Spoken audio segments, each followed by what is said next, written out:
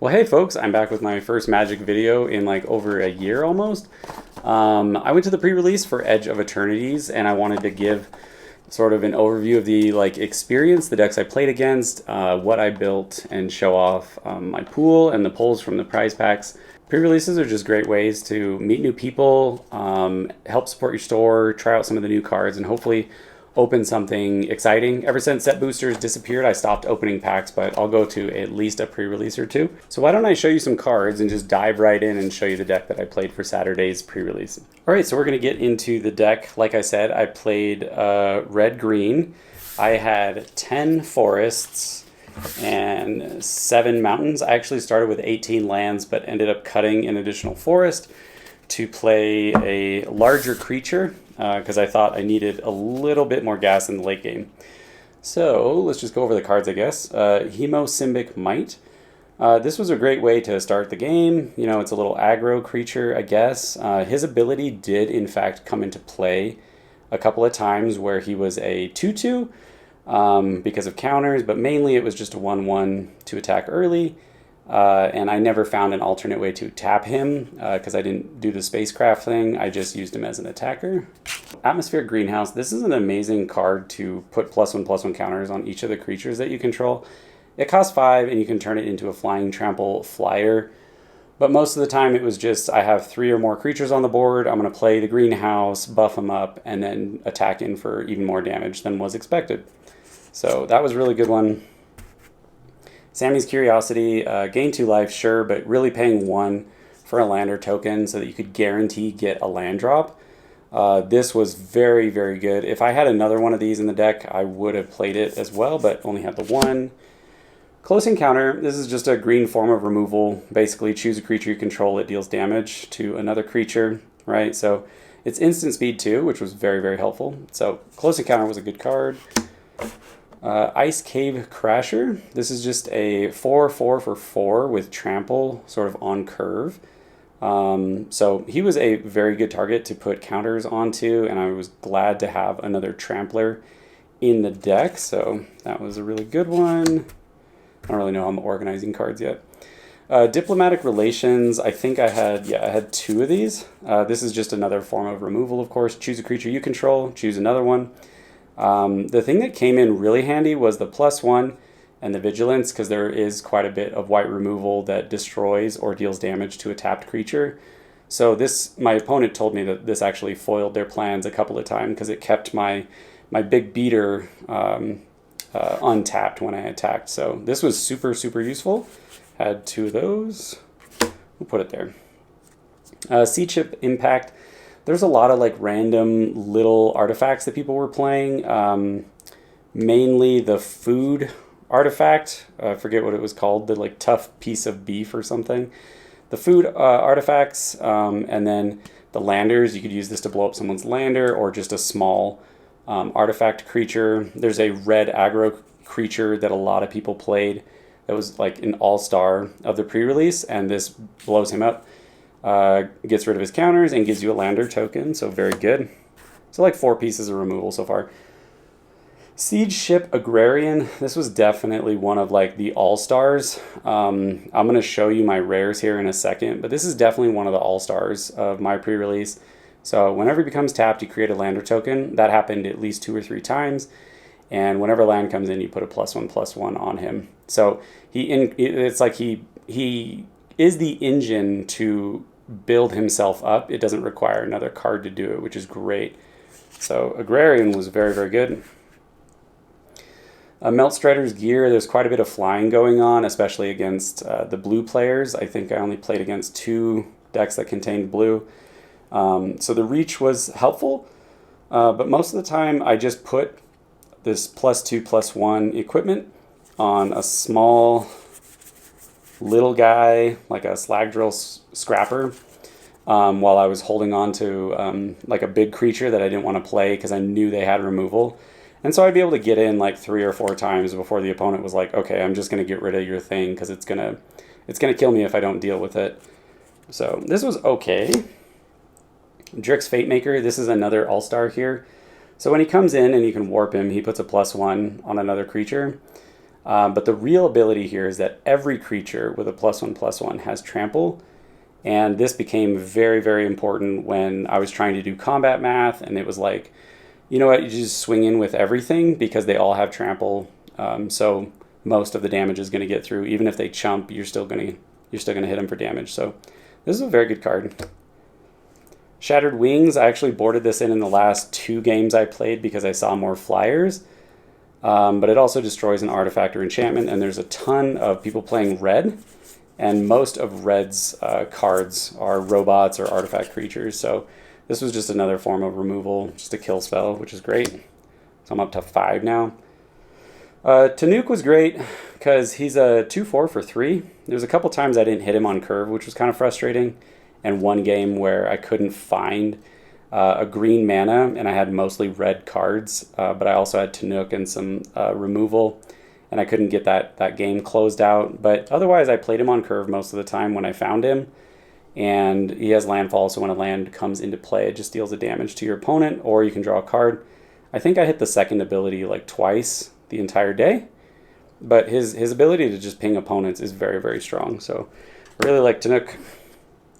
Nebula Dragon. This is a dragon for 6. It's just a flying creature that deals 3 damage to any target when it comes in. This was really just boarded in at the very end because I noticed my opponent had a lot of flyers and some larger flyers, and I thought I might need something a little bit bigger than pulling an extra land. So I sided out a land, brought in the dragon, territorial, a Bruntar. So this is a 6 for 6/6. He has reach though, which is why I had him in there. And I'm sort of playing like a mid-range game with my deck, but I brought him in just to make sure that I had something late game that could actually make an impact. So I have like 2 or 3 large creatures that I can play at the end of the game that will still have an impact, because you don't want to just draw a 2/2 for 2 at the end of the game. You're not going to go anywhere. Zookeeper Mechan, this was really good just as a mana dork. Once I decided I was playing green-red, I was like, yep, I definitely want that. It's a mana dork, and multiple times this guy allowed me to play Siege Ship Agrarian or Fate Maker a turn early, which was super, super helpful to play it on turn 3. So that was just mana dork. And then Ore Plate Pangolin, I had 2 of these. This guy was all over the place. Of the 4 opponents I had, 3 of them had this in their deck. It's just whenever another artifact you control enters, you can pay 1 if you do put a counter on him. So this guy got regularly pretty big, especially when paired with like the Agrarian, who would tap or attack, right?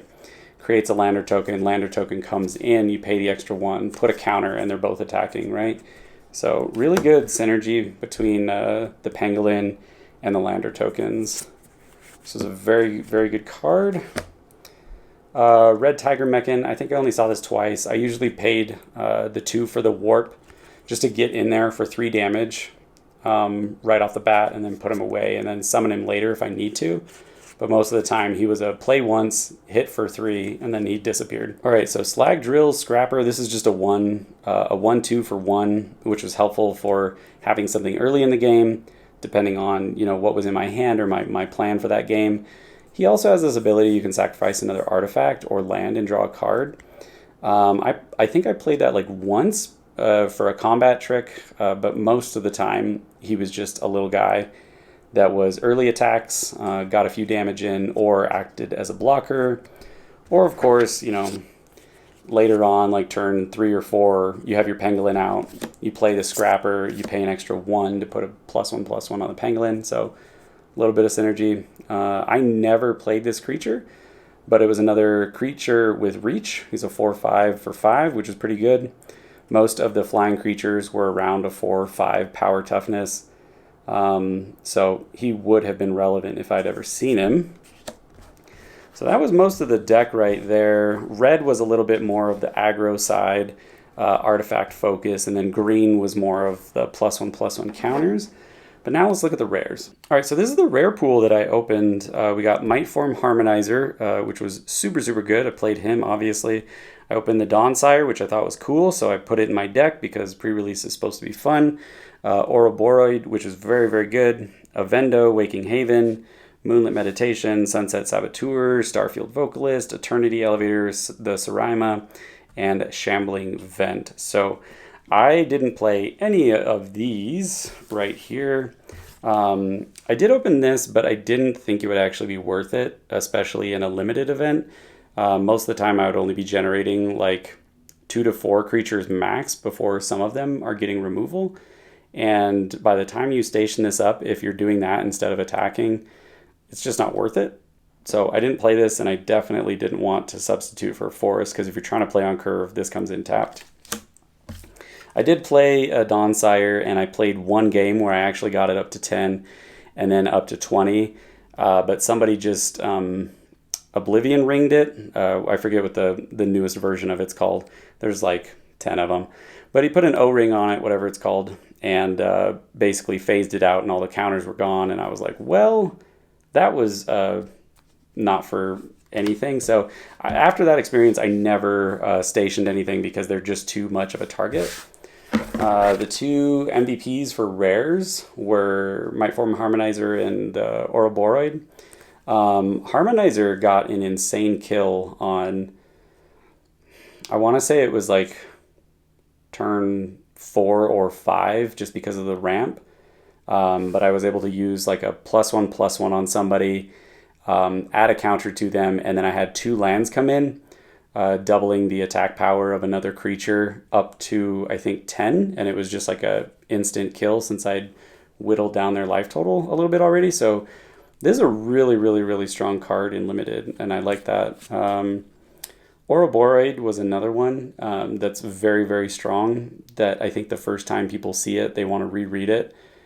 Because at the beginning of combat on your turn, put X +1/+1 counters on each creature you control, where X is this creature's power. It's just insane. It just starts doubling counters every turn. So if you let it go for 1 turn, you're even just paying 4 to put +1/+1 on all your creatures. But if you let it go to the second turn, you're basically, it's more than paid for itself at that point, and your creatures are getting huge. They're 4/4 or 6/6 at that point, and then you pretty much run away with the game after 2 turns of having this guy out. So anytime I got him out, it was I think it was pretty much game over, which was great. That's what you want from a like bomb card. So those are my rares. That's what I did. So next I'll talk about what I played against. So the first thing I played against was white-blue vehicles, and I was able to get both of my cool cards out for that match. It was interesting. It was kind of like a white-blue control with a focus on crewing or stationing the spacecrafts. But I had a lot of removal for artifacts and enchantments, which felt great. The second game was red, green, white aggro. I kept some really, really chancy hands because I think I was just in a good mood and joking around quite a bit. And so I didn't realize that I needed to have like a turn 2 playable at least. But both of the hands that I kept on the losing ones didn't have turn 2, but I'd already gone down to 6 cards. I didn't want to go down to 5. And he just destroyed me with fast creatures, mainly the pangolin and counter synergy. My third one was red, green, white. I called it robot synergy. He had the legendary woman that gives +1/+1 counters. He had the lobster guy that allows you to sacrifice food to make your opponent lose life. He had a lot of different +1/+1 counter robot stuff going on. It was really fun. I won both of those, but then we played a third one just for fun, and he actually did pretty well on that one. And finally, the last deck that I played against was a blue-black, and this was very much like a typical blue-black control deck. He had vehicles, he had cards that allowed him to dig and surveil. He had a good amount of removal for creatures. And I thought that one was going to be really, really close. It was pretty tense in the last game. But I asked him afterward, like, if we had gone another round, could you have like done something about the creatures that I had on board? And he was like, no, I had no answer, and I was probably going to lose that game right away. But he faked it really well. I enjoyed playing against that guy. He faked it incredibly well. And his deck was very different than what I'd seen the rest of the days, especially for limited events, which are normally aggro focused. And finally, these are the prize packs that I opened. So I got 3 packs. The store was really nice.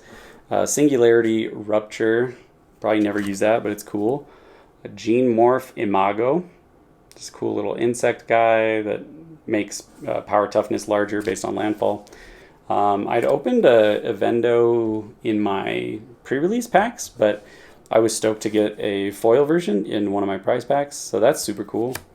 I got a Creeping Tar Pit. I only got 2 of those special lands, and unfortunately they were both man lands. I was hoping for something more interesting, but anyway, got Creeping Tar Pit, and then I got 0 Point Ballad. So anyway, that was my pre-release experience. It was pretty good, and hopefully I'll make another video in less than 11 months. So how'd your pre-release go? Tell me about it in the comments, or just what you thought of my deck and whatnot. But hopefully I'll make another video again soon. Thanks guys. Bye.